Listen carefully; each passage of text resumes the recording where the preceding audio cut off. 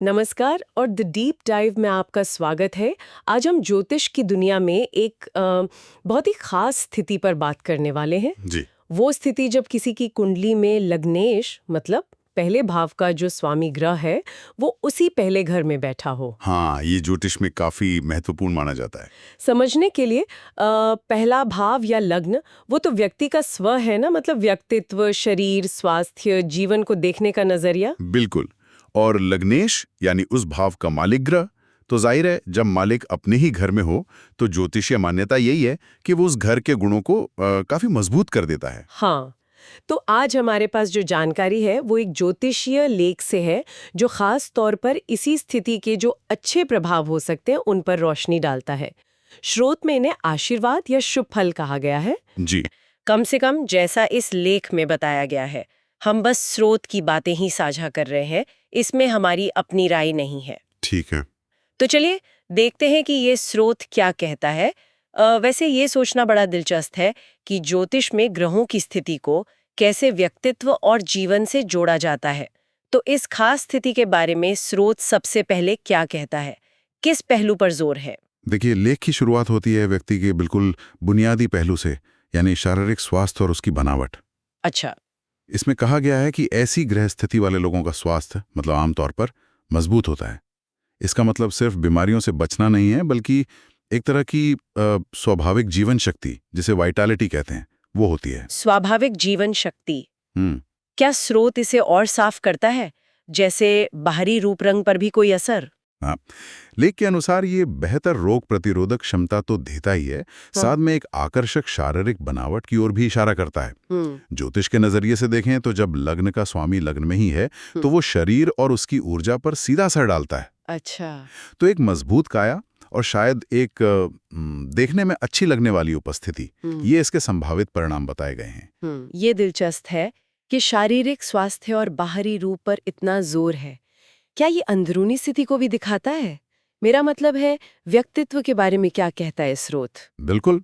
शारीरिक स्वास्थ्य से आगे बढ़ते हुए लेख व्यक्तित्व पर इसके गहरे असर की बात करता है। ये कहता है कि ऐसे लोगों में अक्सर एक स्वाभाविक आत्मविश्वास और आत्मसम्मान का भाव होता है। अच्छा।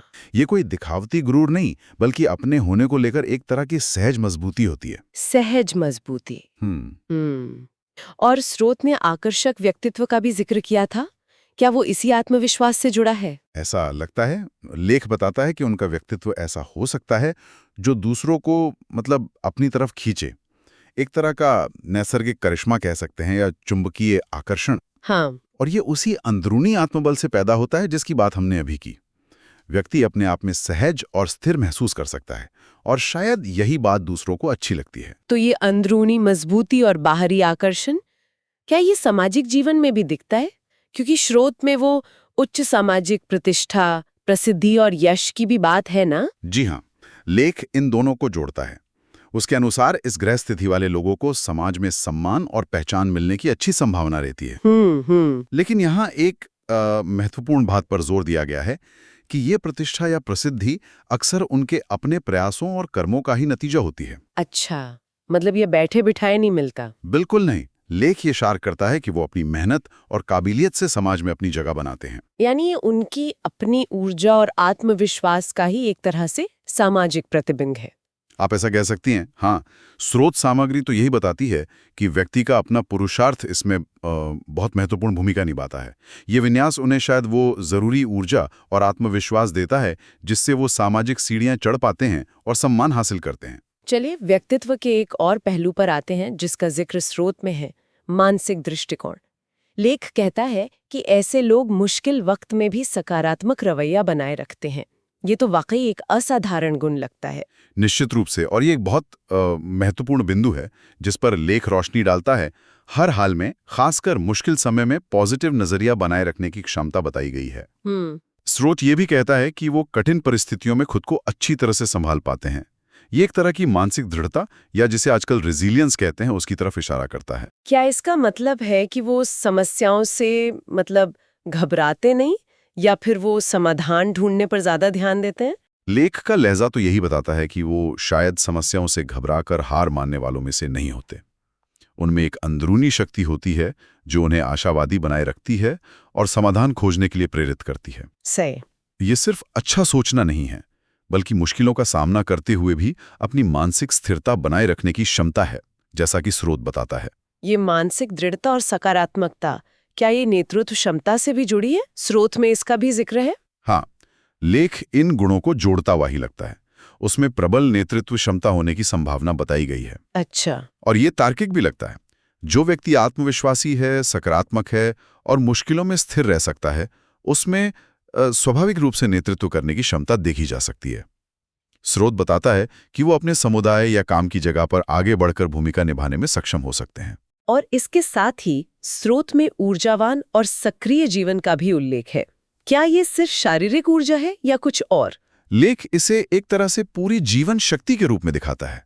मतलब शारीरिक फुर्ती, मानसिक ऊर्जा और जीवन के प्रति एक सक्रिय नजरिया। हाँ। ये ऊर्जा उन्हें ना सिर्फ अपने लक्ष्य पाने में मदद करती है, बल्कि जीवन की चुनौतियों का डटकर सामना करने में भी सहायक होती है।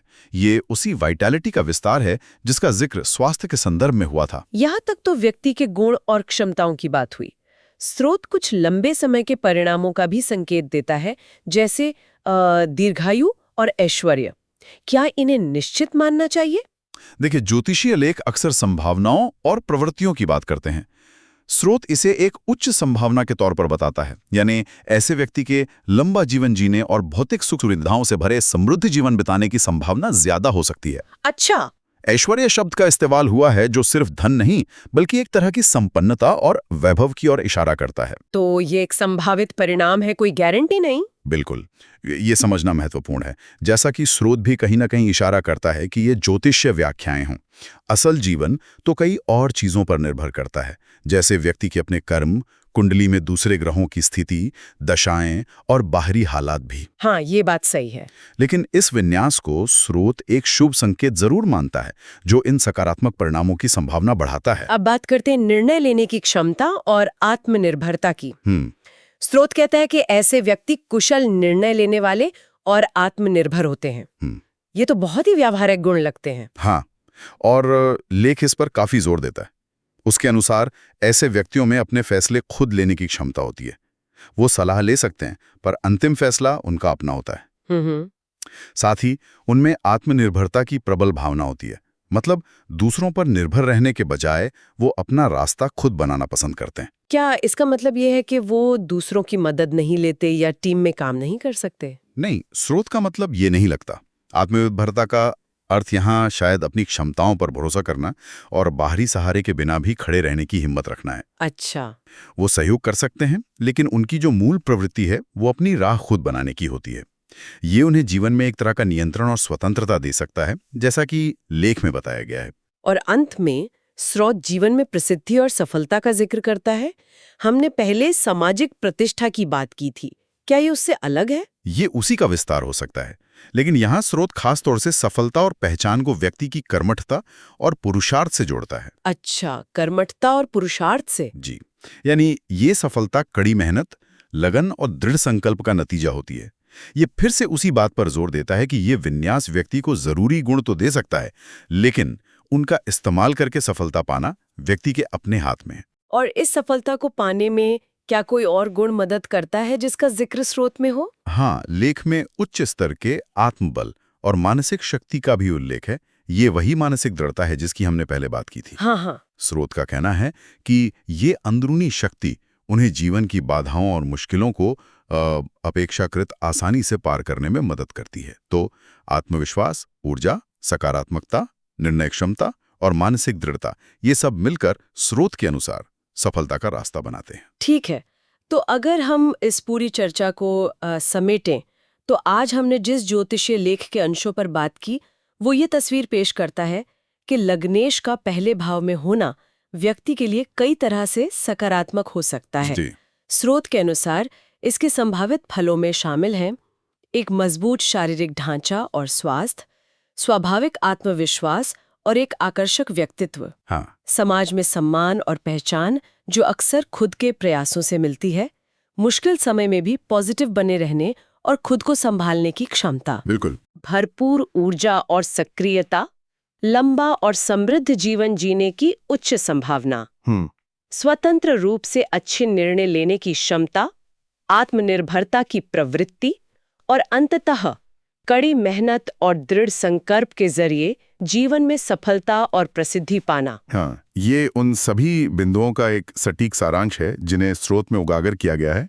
लेकिन यहाँ ये दोहराना बहुत जरूरी है कि ज्योतिष एक अत्यंत जटिल विषय है। बिल्कुल। आज हमने सिर्फ एक खास गृह स्थिति, लग्नेश का पहला भाव में होना के संभावित प्रभावों पर चर्चा की है, और वो भी एक खास स्रोत के आधार पर। सही कहा। किसी भी व्यक्ति का जीवन और व्यक्तित्व कुंडली में मौजूद बाकी सभी ग्रहों की स्थिति, उनके आपसी संबंध, अलग अलग दशाओं यानी ग्रहों के प्रभाव काल और निश्चित रूप से उनके अपने कर्मों और माहौल जैसे अनगिनत कारकों का मिलाजुला नतीजा होता है। बिल्कुल सही कहा आपने।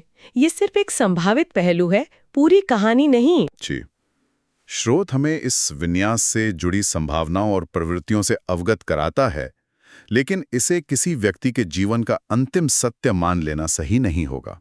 ये एक संभावनाओं का खाका है, नियति का नहीं। और शायद हमारे श्रोताओं के लिए यहाँ एक सोचने वाली बात ये हो सकती है, आज हमने जिन गुणों की चर्चा की, जैसे आत्मविश्वास, सकारात्मक सोच, आत्मनिर्भरता, कर्मठता, मानसिक दृढ़ता, अगर ज्योतिषीय संदर्भ से हटकर भी देखें तो ये गुण अपने आप में कितने मूल्यवान हैं। हाँ, ये तो है। क्या किसी भी व्यक्ति के जीवन को सफल और सार्थक बनाने में इनकी भूमिका महत्वपूर्ण नहीं है, चाहे उनकी कुंडली कुछ भी कहती हो?